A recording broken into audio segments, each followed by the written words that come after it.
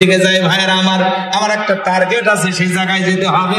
আমি যে কথা বলতে চাচ্ছিলাম, এইবার ফিরআউন হামানকে ডেকে বলে, হামান নবীরা কি বললো শুনলি?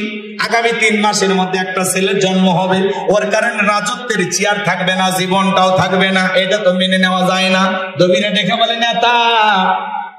হামান ডেকে বলতেছে, নেতা টেনশন নাই, নবীরা কি বলেছে আমি শুনেছি, আপনি রাগ করবেন না।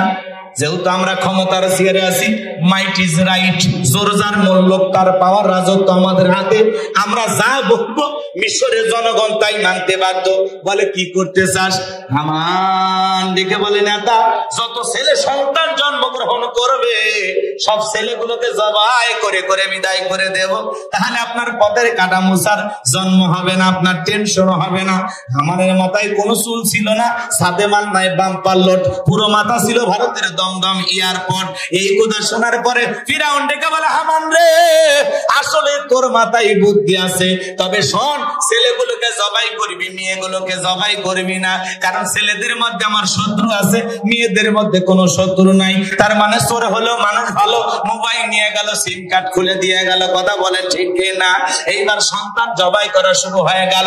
3 মাস অতিক্রম হওয়ার পরে কবিরাকে ডেকে বলে, কবিরা এইবার ভাগ্য গবেষণা করে দেখ, আমার পথের কাটা মুসা মরল না বাঁচলো।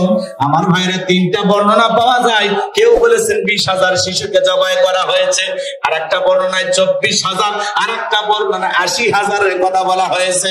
এইবার কবিরা ডেকে বলে, নেতা যদিও হাজার হাজার সন্তানকে মায়ের বুক খালি করে জবাই করে বিদায় করে দিয়েছেন, নেতা হাজার হাজার মায়ের বুক খালি করে দিয়েছেন, কিন্তু আপনার পথের কাটা মুসা এখনো মরে নাই, মায়ের কোলে জীবিত আছে, সুস্থ আছে, কিন্তু কোন বাড়িতে আছে, কোথায় আছে, এই খবর আমার পক্ষে বলা সম্ভব নয়। চিৎকার মেরে বলুন আল্লাহু আকবার। ওয়া মাকারু ওয়া মাকারাল্লাহ ওয়াল্লাহু খায়রুল মাকিরিন।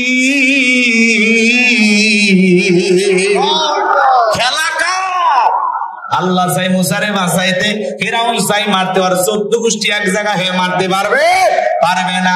আমার ভাইরা এবার ফিরআউন ডেকে বলে, এলাকায় তল্লাশি চালাও, অভিযান চালাও, দেখো যেই ঘরে মুসারে পাইবা ধরবার, জবাই করবা। সেনাবাহিনী চতুর্দিকে ছড়িয়ে পড়লো।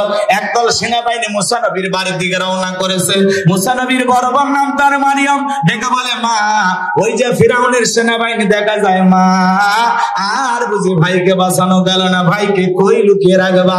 কে যেন ইলহামের মাধ্যমে গাইবি আওয়াজ দে বলে, মুসার মা তোমার চুলার ভিতরে ছেলেটাকে ফেলা দাও, কথা দিলাম গো তোমার ছেলেকে আবার তোমার কোলে ফেরাইয়া দেব। মুসা নবীর মা দেরি করলেন না।